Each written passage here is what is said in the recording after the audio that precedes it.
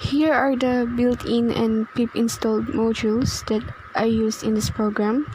First is the CV2 or the OpenCV, which I use for the camera and face recognition, SQLite 3 for the database, and of course Kiwi.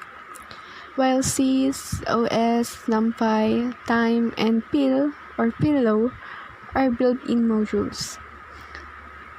This class first screen is where the CAVS logo and Cavite State University are added as widgets, while all of the widgets you can see in the start or home page are added in the KB file. Second screen is the login screen. One function under this class is the compare image, wherein the stored images with student number as the file name accordingly to who is in the picture.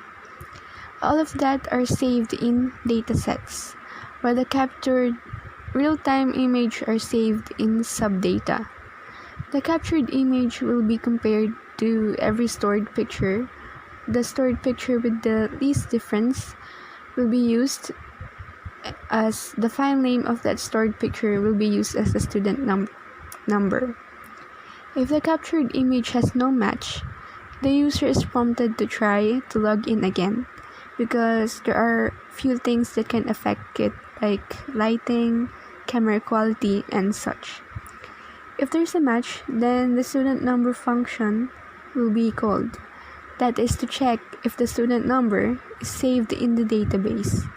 If not, then the user is prompted to register. Registration of student number is in the third screen. Like in first and second screen, all widgets placed in the said screens are added in the KB file. Here in register function, the student number is checked if it's real and an active student number. If not, then there will be a warning or a pop-up message to exit the program.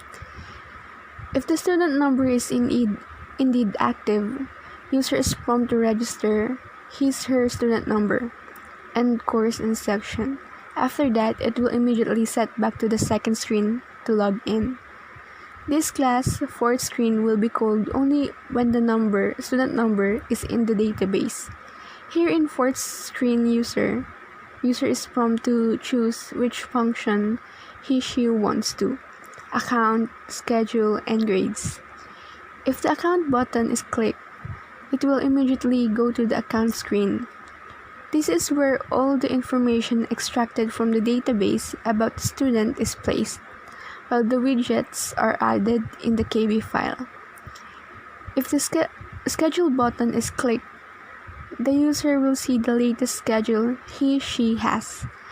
The schedule function is limited though, as it only shows the schedule for regular students. If the grade button is clicked, the user will see the latest grades. This function shows the subject code, description, grade, and units per subject. This is where the widgets are added from first screen, second screen, third screen, fourth, account, schedule, and grade screen. This class is where each class is added as a widget on the screen manager, which enabled me to have multiple screens for each function and navigate through each screen easily. So now let's try it.